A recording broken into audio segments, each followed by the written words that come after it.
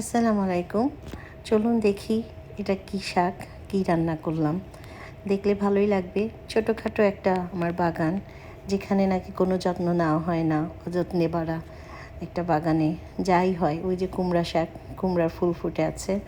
আর এই যে দেখুন এখানে কিছু কচুরমুখী গত বছর লাগিয়েছিলাম, সেখান থেকেই অল্প কিছু পাতা হয়, সেই পাতাই প্রায় খেয়ে ফেলি।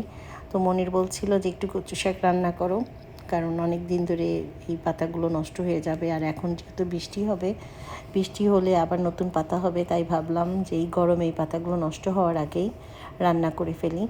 এতটুকু পাতা কি হবে ভাবছিলাম, যে এইটুকু পাতা কি কতটুকুই মানে রান্না করার পরে থাকবে, ভেবে অল্প অল্প করে সবগুলো পাতাই তুলে নিলাম। নেওয়ার পরে দেখলাম যে মোটামুটি ডগাসহ তুলেছি, তো ভালোই হয়েছে, খারাপ না। ভাবলাম পাতা হয়তো একটু কম হতে পারে, তাই আবার গেলাম আমার এই যে ডাঁটা শাকের সাইডে, একটু ডাঁটা শাক উঠেছে। তারপরে যে লাউ পাতাগুলো দেখুন হালকা হালকা গরমের কারণে হলুদ হয়ে যাচ্ছে, সেখান থেকে 2-3টা পাতা আর কিছু লাল শাকের, ওই যে অল্প অল্প লাল শাক উঠেছে, সেখান থেকে কিছু পাতা নিয়ে এই যে এটাকে ভাপিয়ে নিলাম।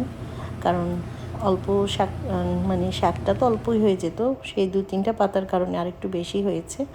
তাই ভাপানোর পরে পানিটা ফেলে এই যে এখানে একটু বাগার দিব, বেশি করে রসুন, পেঁয়াজ আর কিছু সেই আমার বাগান থেকেই তোলা কিছু ছোটো ছোটো মরিচ, একটু কালি জিরা, এগুলোকে ভালো করে লাল করে ভেজে তারপরে এই যে শাকটা দিয়ে দিলাম। এই শাকটা দেওয়ার পরে ভালো করে ভেজে নেব। আর পাশেই আরেকটা রান্নাও বসিয়ে দিলাম, কারণ সেটাও বাগানের, সেটা আমার কিছু বাগানে যে ডাঁটা শাক হয়েছিল, সেই ডাঁটা আর একটা এখানে আপা, সেই আপাও আমাকে কিছু ডাঁটা দিয়েছিল, দুটা মিলেই এই যে ডাঁটাগুলো জমিয়ে রেখেছিলাম, ভাবলাম নষ্ট হওয়ার আগেই রান্না করে ফেলি। আর নদীতে ধরা মাছ, আমার হাজব্যান্ড আগে মাছ ধরতো, এখন যায় না, সময় পায় না, আর প্রচণ্ড গরম।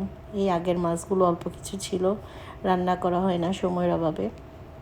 আর নিউ ইয়র্ক থেকে আসার পরে একদিন শুধু বাজার করেছি, আর বাকি যা সবজি আমার বাগানে, তারপর আমার নেবাররা হয়তো কেউ লাউ দিয়েছে, তারপর ফ্লি মার্কেটে গিয়ে সেদিন একটা লাউ নিয়ে এসেছিলাম, এই টুকিটাকি এখানকারই যা আর কি বাজার, সেগুলোই রান্নাবান্না হচ্ছে। আর এই রান্নার মধ্যে প্রতিদিনই হয়তো সবজি, আমার হাজব্যান্ড সবজি পছন্দ করে, তাই প্রতিদিনই কিছু না কিছু সবজির আয়োজনগুলোই হয়। আর এখানে আরেকটা আপা, উনিও দিয়েছিল সেদিন চিচিঙ্গা, তারপর করলা। মানে আমার আসলে এখন দূরে সেই বাজার করতে যাওয়াই হয় না, এই আশেপাশের মানুষের, বাঙালিরা যা গার্ডেন করছে তাদের সবজি দিয়েই আমার এখন বাজার হয়ে যাচ্ছে, টুকিটাকি যা সবজি রান্না। এই যে শাকটাও হয়ে গেল, আর একটু লেবুর রস দিয়ে দিলাম, কারণ যেহেতু শুকনো মাটিতে শাক হয়েছে গলায় ধরতে পারে।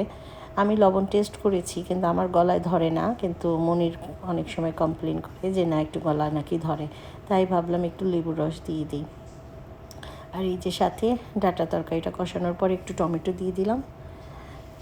টমেটো দেওয়ার পরে মাছগুলো ভেজে রেখেছিলাম, সেটা আমাদের বাংলাদেশের কিছুটা তেলাপিয়া মাছের মতোই দেখতে, মাছগুলো খুব স্বাদের। আর যেহেতু সামুদ্রিক মাছ, এটা ভেজে নিলেও মজা লাগে, আবার আপনি এমনিও রান্না করতে পারেন, মাখায় বসায় দিলেও খুব ভালো লাগে খেতে। মাছটা অনেক মজার ছিল। আর এই যে সুন্দর করে ভেজে রেখেছি, ডাঁটার সাথে দিয়ে দিলাম। দুটো তরকারি এই গরমের মধ্যে, আসলে এই গ্যারেজে রান্না করা, 100 ডিগ্রি প্রায় টেম্পারেচার থাকে আমার গ্যারেজে, এত গরমের মধ্যে সকাল সকাল যদি রান্না না করি তাহলে আর রান্না হয় না।